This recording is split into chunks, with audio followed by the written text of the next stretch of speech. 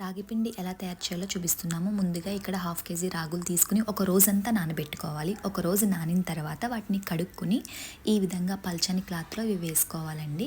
మనకి వాటర్ అంతా తీసేసి ఓన్లీ మనకి రాగులు అయితే ఉంటాయి. దీన్ని మూత పెట్టుకుని చూస్తున్నారు కదా, ఈ విధంగా ఇలా టైట్గా కట్టుకుంటే మనకి వాటిలో ఉన్న వాటర్ అంతా కూడా బయటకు వచ్చేస్తుంది. ఒక రోజంతా దీన్ని మూత పెట్టి ఉంచితే కనుక మనకి మొలకలు అయితే వస్తాయండి. చూస్తున్నారు కదా, ఒక రోజంతా మనం ఇలా మూత పెట్టి ఉంచిన తర్వాత మీరు చూస్తే, ఓపెన్ చేసి చూస్తే మొలకలు వచ్చాయి. సో ఇప్పుడు వీటిని మనం ఆరబెట్టుకోవాలి. వీటిని ఒక పల్చని క్లాత్లో ఆరబెట్టుకోవాలండి. చూస్తున్నారు కదా, ఈ విధంగా ఇంట్లో నీడలోనే మనం ఆరబెట్టచ్చు.